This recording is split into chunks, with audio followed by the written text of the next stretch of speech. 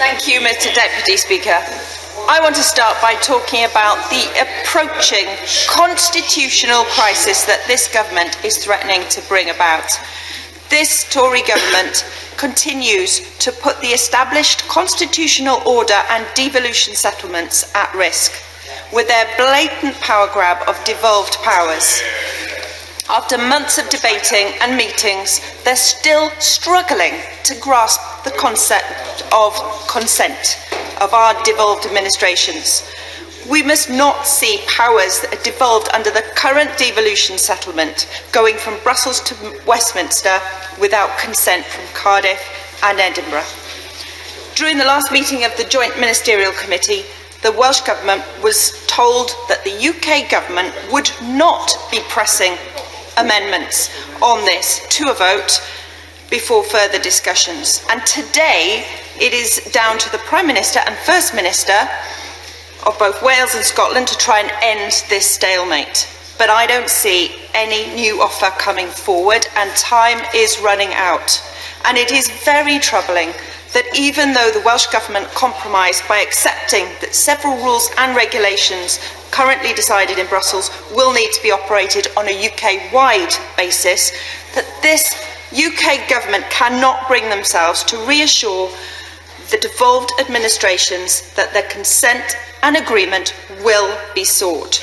Mr. Deputy Speaker, it is just not good enough. In Wales, we are being expected to accept decisions over up to 24 policy areas: agriculture, pesticides, animal welfare, organic farming, environment. Take all these decisions taken in Westminster without any consultation, without consent from Cardiff. I'll give way. Knowing how much influence the Welsh Government currently has in the setting of those frameworks currently within the EU, and whether the EU obtains the consent of the Welsh Government when setting those frameworks. I thank the honourable member for his question, but he's completely missing the point. We're looking at those powers coming back to Westminster. They should be going back to Cardiff and Edinburgh, where those powers are devolved. And both Cardiff and Edinburgh, Wales and Scotland play a part in those discussions at EU level all of the time. I'll give way. To the Honourable Lady for giving way, and I'm sure she will agree that the devolution settlement is absolutely clear that if something is not preserved when it returns to us, it is then for devolved, and that's why this does pose a power grab for the devolved settlement. Absolutely, I agree with the honourable member. This does constitute an absolute power grab from this UK government. And until we see substantive changes to the EU withdrawal bill, then there is a need for the continuity bill. It would be preferable to continue to protect devolution via the EU withdrawal bill. That's what I want to see. But should agreement not be reached, the continuity bill becomes one of the most important pieces of legislation ever to be scrutinised by the Welsh Assembly. And can I pay tribute to my colleague Mark Drakeford, the Cabinet Secretary in Wales, and the Welsh Government for pursuing this important piece of legislation in the absence of an agreement being forthcoming from this UK Tory government. The bill is a complex piece of legislation, but is very clear on its aims. It is intended to deal with the inevitable consequences in domestic law of withdrawal from the European Union by preserving EU law, covering subjects already devolved to Wales, and will enable Welsh ministers to make necessary changes to ensure legislation works at the point of withdrawal. That's what we need to see. But, Mr. Deputy Speaker, it's not just to Cardiff and Edinburgh that this Tory government has questions to answer. It is to the people everywhere, in my constituency of Cardiff North, in Wales, in the UK, and to our friends and allies across Europe.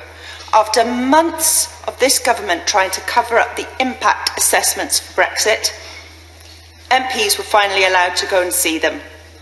As I did, I made the appointment, handed over my phone, which was locked up in a cupboard, and was allowed the hour to look at them. And then a week later, they were distributed everywhere. But I was concerned, Mr. Deputy Speaker, to read that the government's own assessment is that this country's economic growth will suffer under any of the existing models for a future relationship with the EU.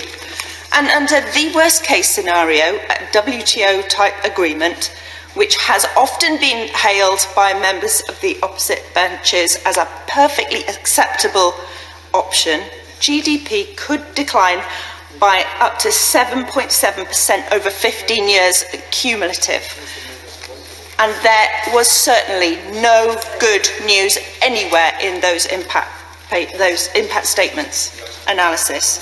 In the past couple of months, I've had my own meetings with representatives from some of the from UK businesses, EU businesses, including Airbus, L'Oreal and companies from the pharmaceutical industry, to name a few.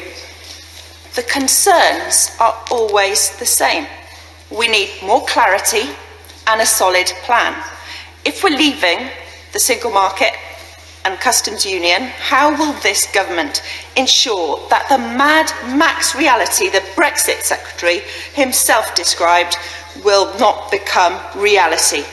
And if it's not Mad Max, then why is it any time representatives from British industry, CBI, politics interact with our European counterparts in Germany, France and elsewhere, we are treated as if we live in La La Land?